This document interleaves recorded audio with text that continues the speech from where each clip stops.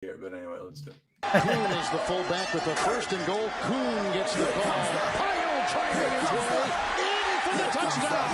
What a great second effort. Here comes the. Y'all don't really want it like that. Here comes the. Y'all don't really want it like that. I said so. I keep big bills up in my heart on the dirty like blood. So ain't got no twist in my head, but I'm still dreadful. Hey, everybody, and welcome to the Fantasy Fullback Dive. It's the post-game tailgate, Week 6, brought to you by the good people at the Roto Street Journal, acting as your lead blocker to fantasy glory, fantasy excellence, fantasy brilliance, fantasy championships, and everything in between.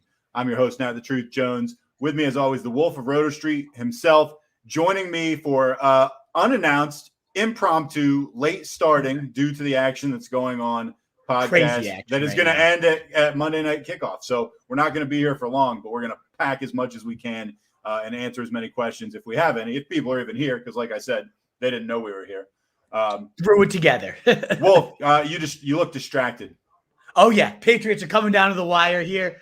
Greg the Leg just had to hit that piece of shit field goal. So we're going to have overtime. I'm going to be in and out, back and forth, but we're going to recap all this action, of course, as best and succinct as we can so we can see how the shit ends over here. But yes, all your studs of the week, duds of the week, early look at the waiver wire, injury recap, all that good stuff. And of course, if you guys have any questions heading into tonight's game, Monday night game, get them on in. We will answer everything as well. But hopefully everybody's going good out there. You're crushing your fantasy matchups. If you are, great. Let us know by who. If not, comment and bitch out whoever's stuck for you today. But yeah, let's get on into it, Nat, for the stud of the week.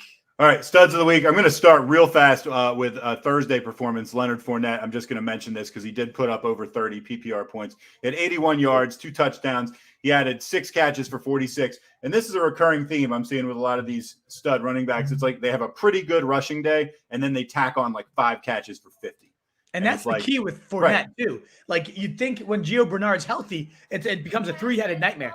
Not at all, though. Leonard Fournette, yeah, Pat's got the ball. Hell yeah. Here we go, baby. Come on, Mackie Jones. But Leonard Fournette, every down back, even with Gio Bernard back, nearly 70-something% of the snaps, like the guy moving forward. Low-end RB1 conversation. It's an explosive offense, tons of touches, definitely in the running for MVP. Cooper Kupp, though, from the receiver's perspective, nobody was better, and that's how it's gone all year. The number one receiver in fantasy only added on to that total with 9 for 130, 2 TDs, an absolutely masterful performance as Stafford carved up another 4 TDs. Unbelievable. Jonathan Taylor, really kind of flexing today. 145 yards on the ground, 2 touchdowns. I watched some of that. He looked real good doing it, too. He was splitting out wide. I mean, he was all over the field. 31 snaps compared to 11 for Hines, 9 for Mack, all over the place. Love to see that from Jonathan Taylor, starting to monopolize the backfield. Huge buy low a couple weeks ago. Hopefully you got in. Joe Mixon, another big rebound effort as well. 94 yards on the ground, but also 59 yards on 5 catches. And every down horse, nearly 80% of the snaps.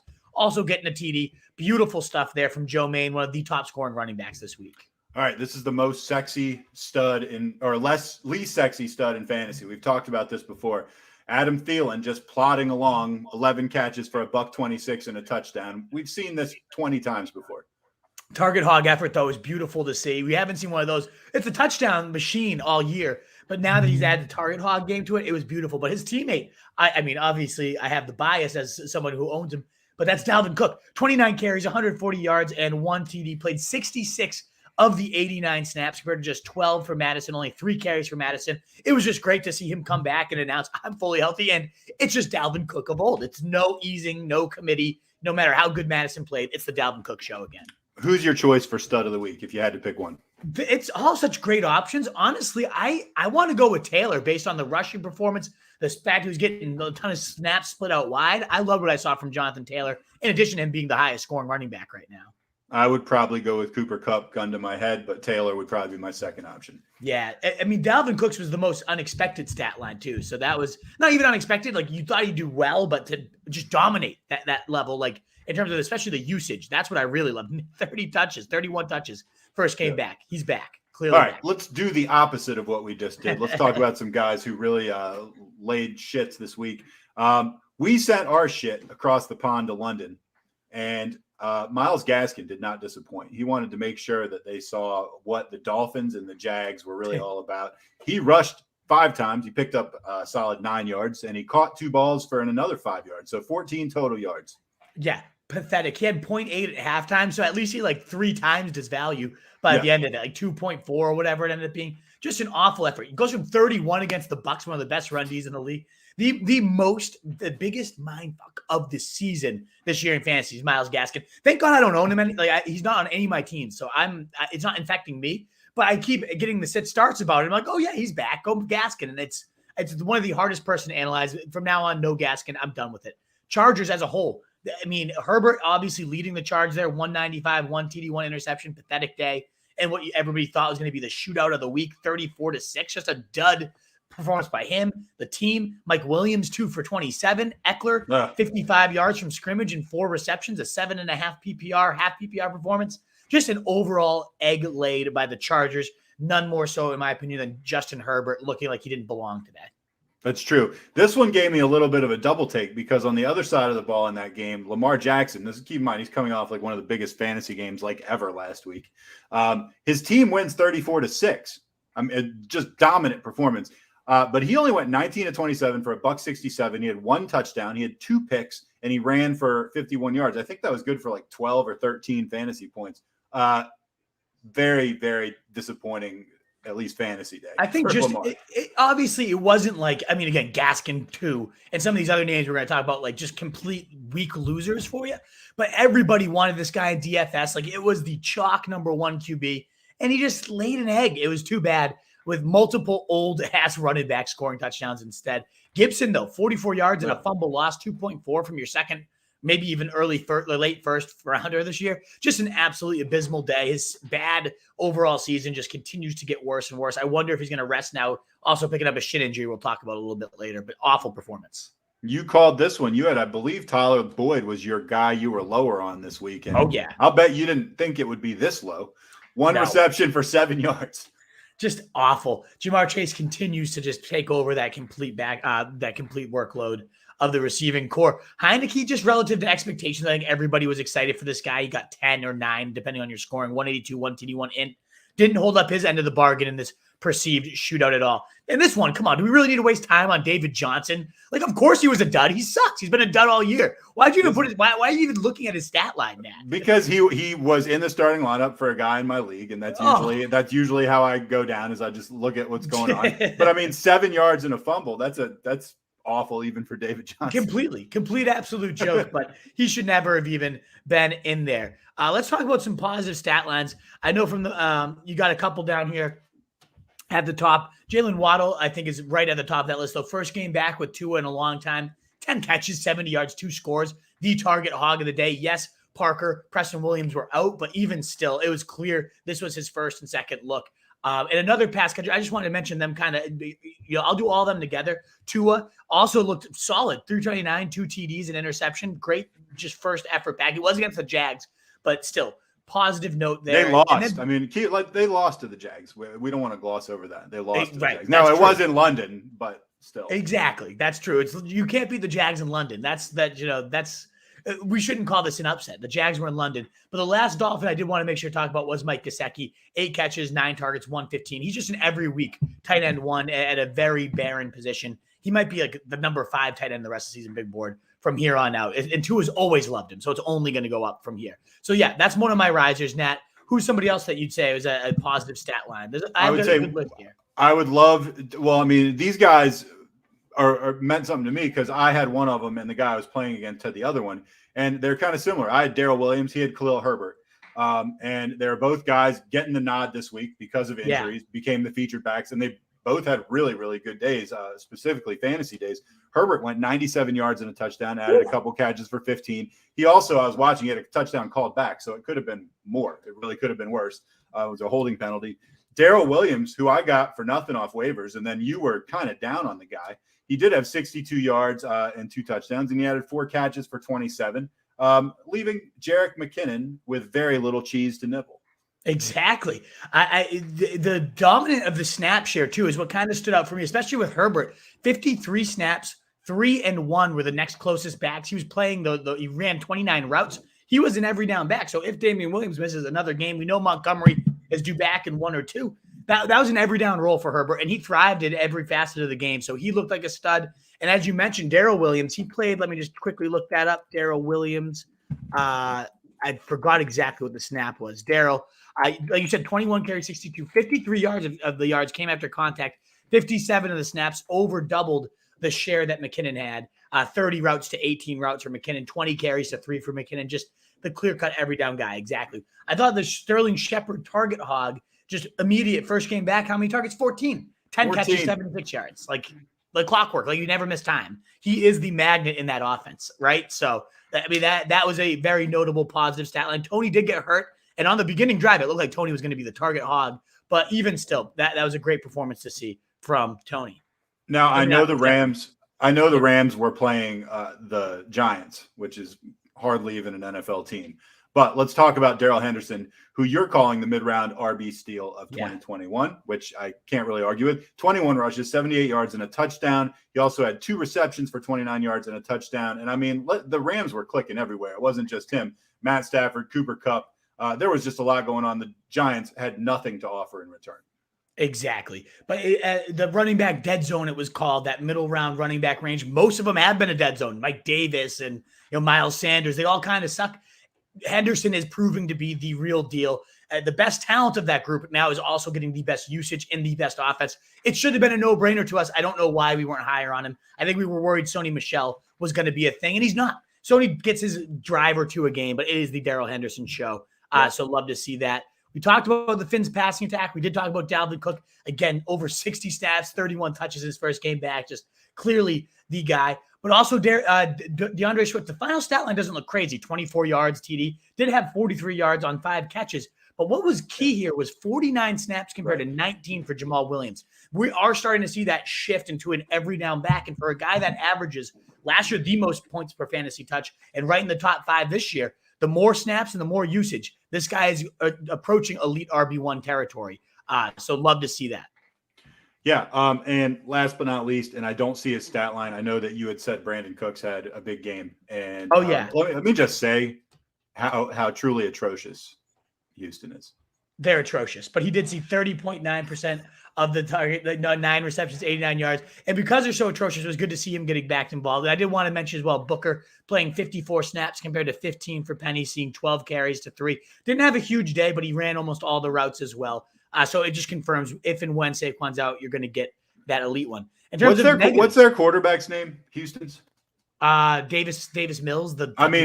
Right. At one point, things had gotten so bad that I heard the announcer say they need to take Davis Mills out to protect him. It's like protect him. You got to protect Davis Mills. Yeah, that neck is really out on the line there for sure. Right. That's how bad it got. In terms of negatives, Daniel Jones, he's been the QB5 before getting hurt last week. This looked like the Daniel Jones of old. This was a vintage Daniel Jones. Fuck. Patch just lost, of course. 242, 3 interceptions. Fuck. This show is going to be painful to get through now. Shitty ass Daniel Jones is a real bag of dirt. Let's talk about how horrible he is. He's pretty bad. Damn it. But no, he looked bad. Got stripped and everything. Turnover prone. Just not everybody was negatively impacted other than Sterling Shepard. Bad performance from him. Interesting random thing I heard someone saying on TV. They lost that game 38-11. There's never been an NFL game in history with a 38-11 score. So there you go. Scoregami. Right. Sam Darnold, he came back down to earth. Although he's been on earth for a couple of weeks now. 17 of 41, 207, a touchdown. Seems like he's firmly planted. He's returned and he's not going anywhere. He's not taking back off anytime soon. Allen Robinson had a season high, 53 yards and catches, 4 catches. Season highs. Again, let me reiterate season highs. That's all you need to know about Allen Robinson. Awful stuff. CeeDee Lamb was the one that scored the touchdown. Piece of fucking shit. Oh, thank goodness it wasn't. Awful. Allen Robinson, I think we need to commit to not bringing up his bad stat lines anymore because this is getting more and more predictable every week. What I don't get is I talked about hate cutting him on Twitter, and people were like, no, just make sure you package him in a trade. Who is lining up to get Allen Robinson? Like, why are people imagining that he has any type of value right now? I don't want to sound like a prick. I do have a very good wide receiving core on my team. I wouldn't want to take up a roster spot with him. Yeah, exactly. He's gonna get a hate cut. He's going. He's done. He's toast. Tyler Boyd, we already mentioned. I mean, Yeah. in general, the receiving core, T. Higgins didn't do much either. He got 44 yards. But Terry McLaurin for the Washington football team, 4 catches, 8 targets, 28 yards. Definitely not the production you'd like to see out of Terry. No, not in an exploitable, easy matchup like that. And just of note with those Bengals guys too, Chase putting up 97 yards. It's clearer and clearer by the week, as it should have been right from week 1. He is the alpha. It's Chase's show. We talked about this. If the drops didn't happen in camp, that was the whole prediction. He's the alpha. Higgins would get some touchdowns, and Boyd would be the distant third. I was so low on Boyd coming into the year, and somehow still landed him on my team, and I hate him. I want to cut him too.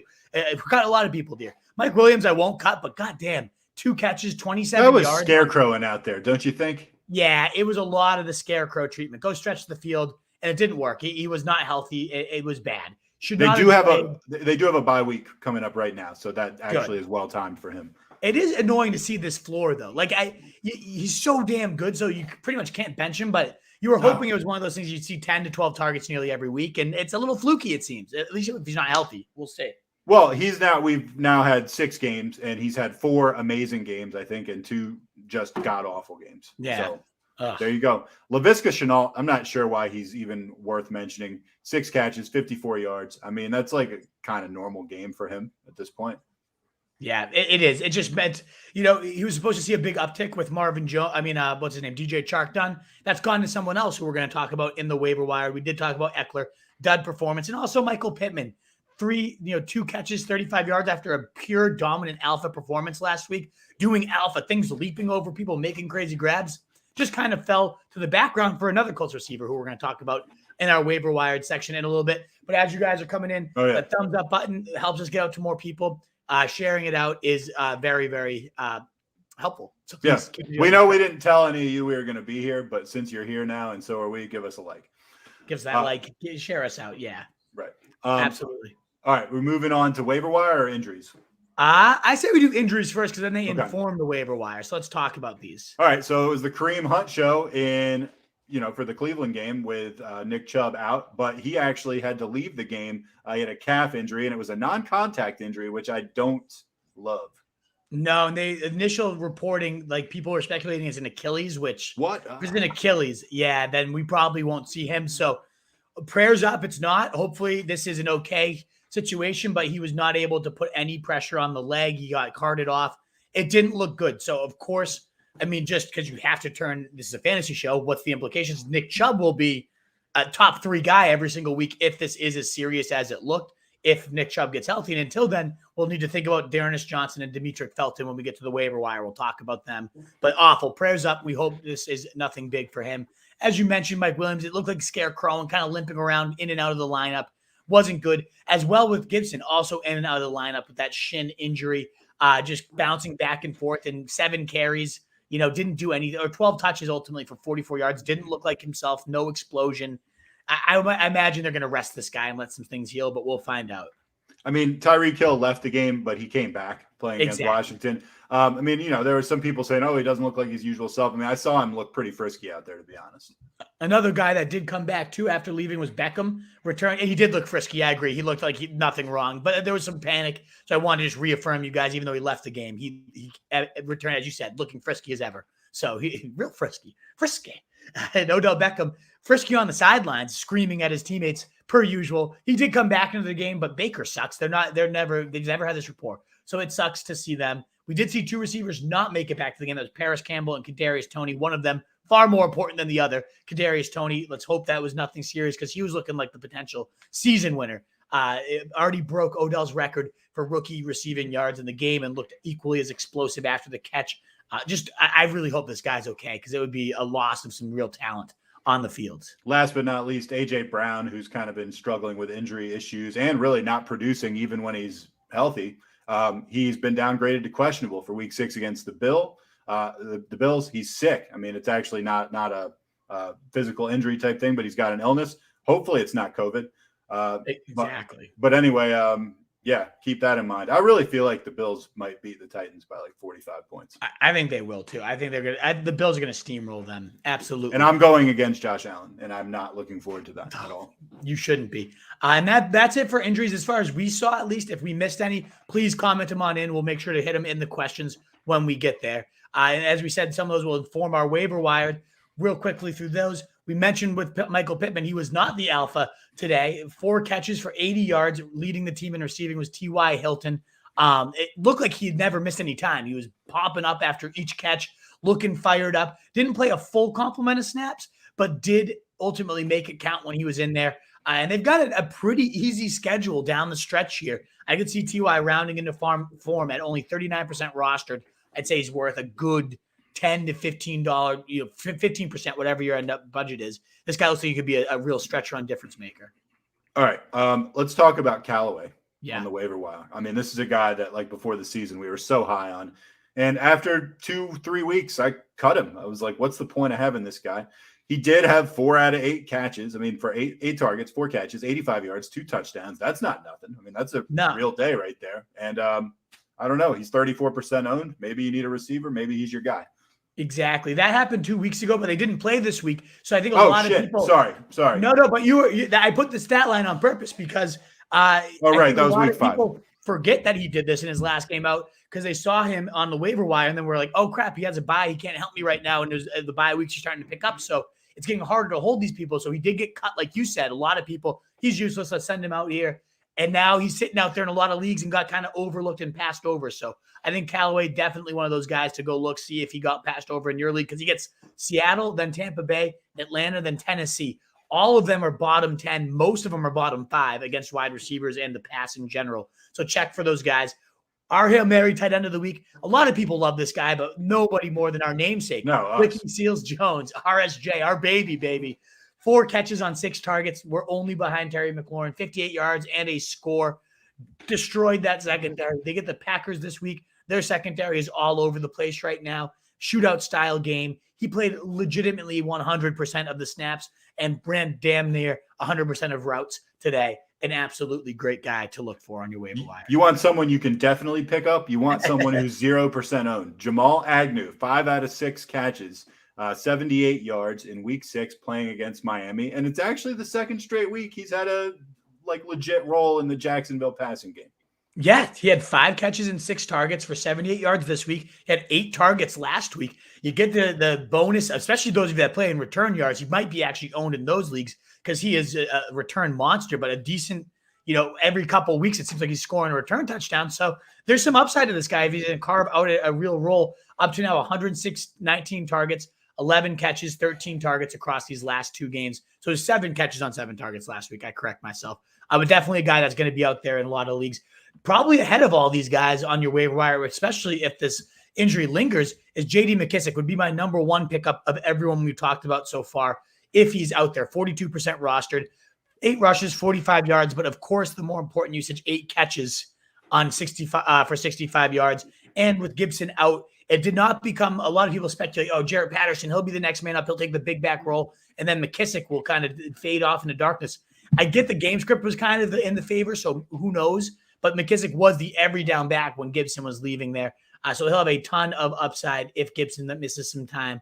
Maybe Patterson would be involved. He's also less roster at this point, I think 1% at this point. So if you don't have McKissic, he's not out there and you can't go and use him, check out for Patterson there for sure. Rashad Bateman, we've been dancing around for weeks now because he's been on the IR. He's off the IR. He was actually on the field this week. He's only 28% owned. He was targeted 6 times, caught 4 balls for 29 yards, and you have written next to him involved. And that's exactly what I would have said. I mean, he's involved. And exactly. We'll see the extent of that. We'll see if he becomes the alpha or if he's just a decent piece and a decent offense. He's out there. Only 28% owned. Might be worth a stab. Absolutely, especially with the drops by Marquez again. I know Marquez is the guy, but if he keeps dropping it like this rate, you got to imagine Bateman's role. He was moving the chains. It was the role we expected. And when they get down, I want to see what this guy's role is on a week like what the Colts was on Monday Night Football when they need to play catch-up. I could see Bateman being a real big piece of this offense. Patrick, another touchdown, another solid, again, above 12 PPR points in every game this year other than one. He hit that in the first quarter this week. 35% rostered. He's just so steady. I don't get it. Nobody wants to roster him. Go get the guy. Donovan Peoples-Jones, 1% owned. So unless you're in that 1% league, you could get this guy if you wanted him. OBJ's injured. We talked about it. Peoples-Jones, 4 catches, 101 yards, 2 scores. And I saw one of those touchdowns. He knocked the shit out of a Arizona player that was in his way. Like just threw him to the ground, looked like DK Metcalf. So that made me like him.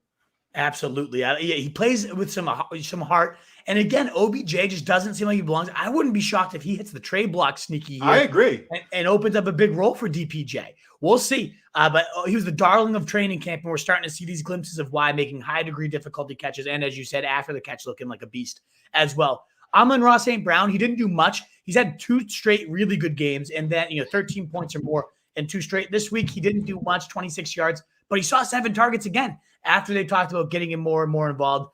I believe that was a team high behind only TJ Hawkinson, about team high of the receivers. Just a steady guy at this point, a steady rolling team that's going to pass all the time. So keep a look for him. Only, I think, 20% rostered coming in today. Yeah, and I mean, St. Brown had very few yards. He had like 10 PPR points, though. It's, even though he didn't do anything. It's not terrible. Yeah. Exactly. Racks it up. Last but not least, Ali Cox. 1 out of 3 targets, 28 yards, but that 1 catch was a touchdown. He's playing a position that is kind of a roulette wheel type position in the first place. He's done pretty well the last 3 weeks, at least. Exactly. He's been striking that roulette wheel in 2 of his last 3. It's just an athletic freak. The catch he made in the red zone was sick. The guy can get it done for you if you're desperate at tight end in these bye week spills. And that is everything we've got for the recap show, folks. So, blazed right through it. Time for your mail. Do we have any comments?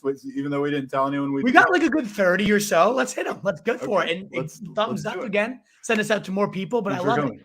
Mitch, my guys. Of course, Mitch is here. We didn't even say he would be here, but Mitch is here. Great Thank you, Mitch.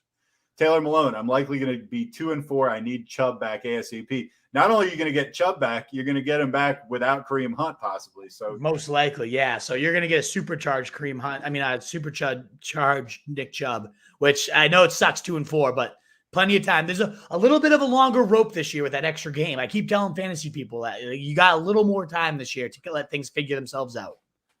Danny Jennings, good evening, Wolf and Truth. Good evening, Denny. This way too well spoken for our and what's going on? Is that really you, Denny? Yeah, Denny's usually hammered by now, going through tables. What's going on, Denny?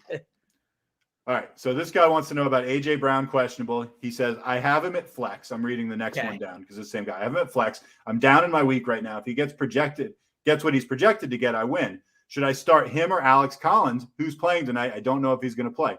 That's a good question, and it's I understand why you're struggling with the answer to that. Yeah, especially if you don't have a clear backup. Like you could pick up Westbrook. I would just go for Collins at this point. I don't want to trust AJ Brown. It's not like he's been worth holding out for. And if he does play on a limited workload, he's also facing the number 1 defense against wide receivers.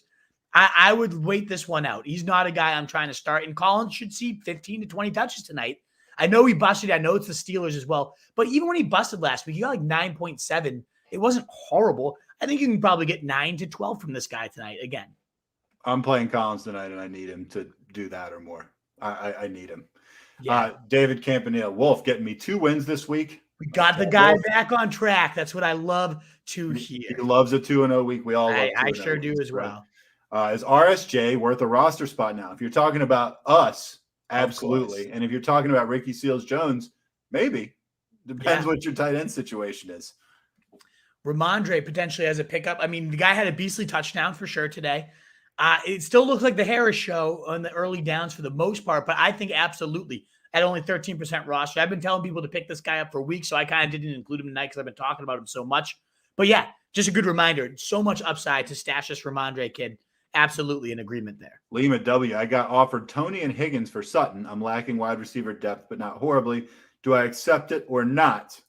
I personally would I'd probably rather have Toney and Higgins. If I'm being honest. Me too.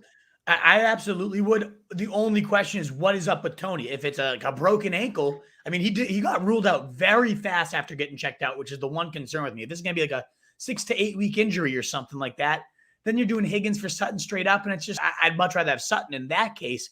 But if you can get Toney and he's only going to miss a week or miss nothing, then yes, I think you absolutely do. And as you said, Jerry J coming back. So, I mean, that's a good thing to consider there. with Sutton, like it's going to eat into his workload a little bit, but I feel like Sutton's done enough that Judy and him are going to coexist just fine. We should have mentioned Bridgewater. By the end of that, he had like 360 and 3 touchdowns. I mean, he's hitting his own. He's really doing. Bridgewater seemed like he took a lot of hits in that game. Oh, Mitch, fuck off. Mitch, you're a Cowboys fan? I used to like you. Oh, jeez. Mitch is hitting where it hurts right now. Oh, come on, Mitch. Denny Jennings. Denny, who was pretty much, I want to say, guaranteeing an Eagles win last time we were talking when they were playing the Bucs. That didn't work out. Denny Jennings, after an 0-3 start, I'm now looking at 3-3. Good job. Up 117.9 to 64.8. So Denny's up 52-ish points. He has Diggs. I have King Henry. Also, F.U. Gaskin. I think you're okay, bud. I think you're in pretty damn good shape. Diggs wasn't going to have 75 points. So I think you're going to be fine. Dude, I had Gibson and McKissic, and I dropped McKissic. Oh, tough stuff. Got to go back and go get him. Someone offered me Mike Davis, AJ Brown, and Miles Davis. Must be Miles Sanders. Yeah, must be Miles Sanders for Hardman and Kareem PPR. I wonder if that offer still stands now that Kareem is likely out for the season. Yeah, I have Galvin and Lenny. Be careful on that one for sure. Nat, my ability to click on these is frozen. Do you have the ability to click and pull up the comments? Yeah, it looks like I can. All right, cool. Do you mind doing that? I don't know what happened to my thing right now, but it's weird. Goseki helped me a ton. Yeah, I'll bet he did. Oh, sure did. Denny apologizes. It was actually a 1-3 start, not 0-3. It's okay, Denny, but thank you for the editing. Appreciate it. Toon says, I have one game I'm definitely losing, one likely a loss, and 2 coin flips. Hopefully I don't go 0-4. That would suck, Toons. Absolutely. That would suck. Guys. Mitch, would you pick up Callaway and drop Corey Davis? Also, Mitch says, go Cowboys. Fuck you, Mitch. And I want to give you the wrong advice now. No, I would never give you the wrong advice. I still probably prefer Corey Davis. He's had 2 20-point days. I know he's been up and down, but it's kind of easy to see when the good ones are coming. So I'd play him there. Callaway, meanwhile, is going to have Mike Thomas come back. So give me the preferred, like the one that is the number one, that's Davis, versus the until Thomas is back number one. I also do think Callaway's going to still be pretty solid, but I don't know. That's close. It's a better, like, should be on paper better offense for Callaway, but I'm going to stick with Davis if I have one or the other. You'll like this next one, Wolf. I'm 1-6. What should I do? This works on a couple levels. First of all, there have only been 6 weeks of the season, so how'd you lose 2 games 1 week? I think we need a lot more information than that, man. It sounds like you're not doing too well, whether you're 1-5 or 0-6 or 1-6 or some combination. I don't know, man. Make a trade, hit the waiver wire. I don't know what you got, or what you got? Any advice, Wolf? I mean, you said it's tough to know and assess what to do without much more information, other than cry, throw up, avoid mirrors for a couple days because they're going to be tough to look in. But I will promise you, this is what I always tell teams: is there was a year when I was 1-5, I picked up Odell. It was his rookie year. Which still you inflate his value because of that. Of course, it's like ruined me 10 years ago since then. But it got me a title then, and I was at legitimately last place the first time in my life, and I was like in fantasy football, and it was the darkest darkness of fantasy football of my life. Odell Beckham came riding in on a white horse. I can't promise you there's going to be someone like that this year, Comboyd, but there might be. So just keep plugging along. Fight, keep your chin up, have some pride. Yeah. Don't just fold in. Keep going. Keep swinging away as best as I can give you. Toons is up 77 points. I mean, that sounds great, but his opponent has Josh Allen, Chase, Derrick Henry, and Najee Harris. So you're going to probably lose by like 75. Mm-hmm. Yeah, that's most likely, indeed. That's brutal. I'm also I'm up like 60, and he has Josh Allen, Deontay Johnson, and Tyler Lockett left. And I have Alex Collins and like the Pittsburgh D, but the Pittsburgh D might score 0.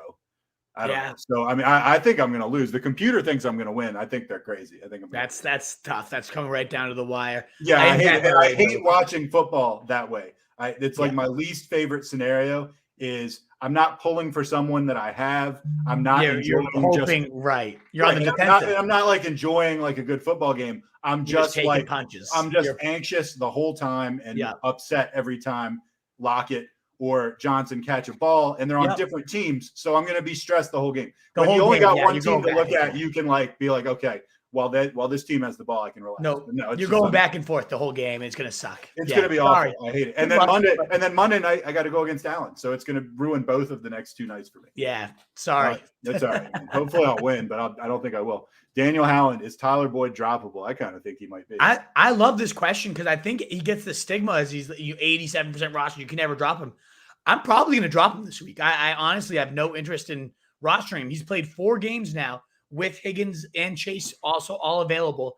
He's been under 5 points in 3 of those 4 games. It's bad. He's not good enough to overtake both of those guys. So yes, Howland, I think he is absolutely droppable depending on who's out there. If there's a short bench, all that good stuff. Yes, I think he is. Mitch And says, get that thumbs up. Also help us out. Get out to more people. Share it on out. Get these questions in. We'll keep hitting them all. Mitch says, Tunes, I'm sorry, not looking to be in your favor. Good luck. Yeah, we agree. It's not in your favor. 10,000 noodles. I'm down 11 with Knox, Deontay, and either Geno or Tannehill in Superflex. Just with Roethlisberger, I'm unlucky enough to not win this. You got to be pretty damn unlucky to lose that one. That would be a tough loss. Yeah, for sure. And if you got 10,000 noodles, you're always a winner. I love that Tune name. says, hey, Truth, how's the hand? It's a lot better. Thanks for asking. It still hurts, but the wound is closing up pretty nicely, so hopefully it'll be gone. Good. No stitches needed, no staples, anything of that nature. Wolf, I'll be back in 2 seconds. Sure thing. Someone dropped Damian Harris. Should I grab him? Yeah, I mean, yes, he's the lead back in the run-heavy attack with a line that should be one of the best ones when they're healthy. It's just been a while. So, yeah, I think he should be rostered for sure. Down 2 with Najee and Manny Sanders. He has Allen. Ooh, Kevin, it's going to be a close one. CD did just go wild on you. That's tough. I'd say this is a coin flip because Josh does get Tennessee, one of the easiest possible matchups that you could possibly have. So, it's a coin flip. But Najee also gets a top 3 running matchup for running backs. So it's going to be a sweat. Good luck, Kevin. I hope you take it down, brother. I got running backs, Javonte, Fournette, Gibson, Kamara, Pollard. I mean, yeah, it's tough to drop any of those guys actually for Damian. If those are your running backs, this must be 8-10 team, a little more shallow. So I you know what? Of those guys, I don't know if they drop any of them for Damian. You say that. Did yard work today? No alcohol. Oh, wow. Good for you, Denny. I wish we could all say the same. But you did. You cut an extension cord. Nice. Better than your own hand. I'd rather cut the extension cord than your own hand. Pat's game was crazy. Indeed, it was 10,000 noodles. Sadly, didn't get the result we wanted. But yes, that was a nuts game. What up, my guys? I'm up 28 with Najee left. My opponent has Moss, Sanders, and Bills D. I'm scared out of my mind, and I need some reassurance. I'd love to give you more. I really think Sanders is going to have like a 20-point day. Moss is good for 10 every single time. Bills D has been great all year, and it's not a great Tennessee item. Offense, I'd say you're going to need about 25 from Najee at least to feel good. And he could get you that. He could, absolutely. I'd say this is right at 50-50, though. I'm not going to bullshit you and say you're guaranteed to win right now, premium. That's a damn close one. Just me, or does the dude on the right kind of look like Gronk? Don't say that when he's back. I hate that. Tell me he looks like Gronk's dad. That's what we prefer, 10,000 noodles. I'm a Chiefs fan. Yeah, screw off, Mitch. The Holmes and all these interceptions. No, I love you, Mitch. I know what you're saying. 107-87. I'm done. He's got Najee. It's going to be a good sweat. I would probably put you on a 40% chance to win. I think Najee's going to hit 20 tonight, but we will see. Let me bring not solo. We don't want you solo. Ew. How do I get you back in here? There we are. I think that's it. Man, I thought I was taking over for a second. Yes. No. 10,000 noodles did say you looked like an old and decrepit Gronk, though. Did he say old and decrepit? Or no, he just said Gronk. I win. Thanks, 10K noodles. Appreciate it. You're not the first to mention that. Yeah, exactly. 10,000 noodles says if he's losing weeks that haven't even been played yet, he should probably find an exorcist. Yeah, the one in 16 from 10,000 noodles. Nice. 10,000 noodles coming in hot. I love him. Yeah. Denny says, I have Judy on IR and Tim Patrick on my roster. Drop TP or keep him. I have Rondell Moore and also Jarvis Landry on IR. Also, fuck the cow turds. Yes. Denny, F the cow turds, indeed. What did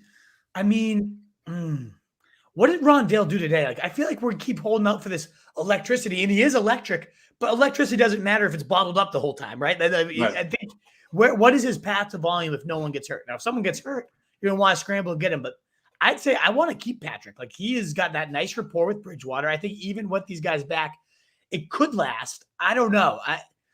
And I do think Landry's going to have a role as soon as he's back. He's always been the better of the two there with Odell and Baker. So yeah, I would probably drop Rondale of all these guys. Toons says Drew Brees looks like the kid that borrowed dad's suit right now. Toons, I've thought that ever since he started this job. Borrowed dad's suit? Yeah, he looks like he's like a kid, like that's in like a suit that's too big for him. And I mean, I've no, seriously, I get it completely. I have thought kind of the same thing ever since he's started doing that. I agree. Yes. Jeff Lee wants to know, are Trey Lance and Sermon droppable? Well, I can tell you, Jeff, I had Trey Lance. I did drop him. It wasn't because I thought he sucked or anything. I just needed the roster spot for somebody else. I don't know. What do you think about Sermon, Wolf? I think they're both potentially droppable depending on your leagues and your settings. Like I think Lance still has that cheat code upside, so I'd love to hang on as much as I could, but I get the roster needs when the bye weeks hit, and he might not have the starting job after this first time. He didn't light the world on fire. I still think there's a ton of upside, and I do think there's going to be a point where there's going to be a mad scramble to get him, and I'd like to be ahead of that, but I get it. And Sermon, like he's clearly behind Mitchell. I think Mitchell had 18 carries to 2 or 3 for Sermon. And now you got Jeff Wilson potentially back soon. You got Jermichael Hasty coming back. Yeah, I think both those guys, you could drop them for the right people. But they're also both decent to hold if not. Jimmy says, LOL, he does kind of look like Gronk. Jimmy, people say this all the time. No, I don't really see it, but people do say it all the time. And it really genuinely bothers the Wolf. I only like the comments where they say it looks like Gronk's dad or like Gronk's grandfather or something of that nature. Those ones I'll take. Nobody says that though. We get that. We got Gronk. If that happened, he would love it. But yeah, the Wolf hates it because he loves Gronk and he doesn't want me to look like someone. I hate you. Right. Mitch Chavez with Allen on bye next week. Darnold or grab Winston or Matt Ryan off waivers ahead of time before the new week. Who I don't know the matchups, Mitch. I don't know week 7 matchups off the top of my head. I'm still coming down from whatever just happened to the Patriots. You think I know what also Mitch says go Cowboys. Matchup is? What the hell? Tell me who the matchups are, and I'm happy to tell you which my favorite one is. But you got to do that research for me. Mitch. Denny says I'm gonna have a couple Oktoberfest. Yeah, I deserve it. My wife says, yeah, baby, love that girl. She's a keeper. All right, I love it. Good, healthy Jennings family tree over there. Have some Oktoberfest on us. I love it, Denny. I had some last night. I will say, you know what? Oktoberfest goes perfect with chili. We did like a chili off at my cousin's house, and the Hills actually won. Her chili won the competition, which was awesome. Oh, yeah? But Oktoberfest is the best. First place, yeah. Oktoberfest is the best. She's a keeper, too. Yeah, indeed she is. Yeah. Bijou says only 4 targets for more. So, yeah, exactly. Not a must-hold by any opinion. And last question, Mitch says, Truth, could you play off as dumb as Gronk on the Insurance USAA commercials? I'm sure with the right, acting coach and training, I probably could come off that dumb. Oh, natural self. No acting required there. Just sign up as you are and read the script, and it'll look good. I'll just be like, that's exactly what we're looking for. Exactly. Yeah. Awesome, man. Thank you, Denny Jennings. We appreciate you being here. Oh, wait. All right. Here's a controversial one. I'm pissed. The league commish pulled a trade to get Cook, Kelsey, and Metcalf for J-Rob, D-Hop, and Cordero Patterson. Ooh. I think the Cook, Kelsey, Metcalf side's substantially better. It could be worse because Rob, they are good players. I think the commish clearly won that trade, but it's not like it's so absurd that you could never justify it. I mean, Patterson's the number 2 running back in PPR coming in this week. D-Hop is D-Hop, and James Robinson's really turned his season around. I think it's definitely a win for the other guy, but it's not like oh my God, I wish there was a veto button. I hate that. You can't veto that. That's not like a veto trade, in my opinion. No. He says Darnold's going against the Giants, Winston's going against Seattle, and Ryan is going against Miami. Ooh, pretty good matchups all across the board. Dare I say Matt Ryan? He's kind of been cooking his last few weeks, and I would go with Ryan. Miami's just horrendous. So first call, Mitch, is going to be Ryan. I don't know though. It's close. If Thomas was back, I could see myself going Winston, and Darnold kind of feels the safest. If the Giants are bad, and they're going to need to blow off some steam. That's a good team to blow steam off of. That's tough. Enjoy the game, boys.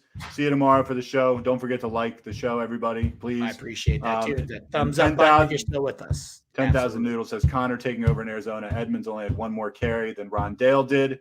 Connor got 17 touches to Edmonds 7. That's a really good stat line that I did not notice because I was getting ready for this game. Pat's Madness. I didn't really see a ton of stories from the 4 o'clock game. So that 10,000 Noodles, thanks so much for pointing that one out. That should have been absolutely one of the key storylines. Huge downgrade for Edmonds. Big upgrade for Connor. Ever since hate cutting him, that guy has become a fantasy monster. It sucks Wish I never done it. That's why you got to not make your roster decisions when you had a few too many beers and you're staring at someone that you just hate. Yeah, that's how I would feel it too. Absolutely, Mitch. That's going to be a tough one, though. Come down the wire all week. Yeah. It's more about the commission. Thanks to CD. He's got Metcalf tonight. Yeah. I may be wrong. I believe Matt Ryan always lays an egg after the bye week. Could be. So, yeah. Awesome, guys. Well, thanks again so much for coming back to the it's been a while since we did the post game. It's fun to do for sure to be back here. If we do it again, we'll tell you we're doing it. Oh, yeah, I'll try to announce it. It is going to be kind of sporadic depending on the weekend if we're traveling or not. But we love to hit them when we're not. I'll be live tomorrow, risers and fallers of week 6. So be there for that. Waiver Wires on Tuesday. Both of those at 7 p.m. Eastern time, as will be my ranking show. And then I'll be back with the truth on Thursday, as always. So 7 p.m. every weeknight, Monday through Thursday. We will be back. So come on down, check out the schedule. And until then, thank you guys so much. Like, subscribe, get out that bell so you know when we're going to be live every single time. But best of luck, whatever you need to get your win this week. We hope you get it. I'm the Wolf. I'm the Truth. World full of fancy sheep, guys. Be that wolf. Later. Later.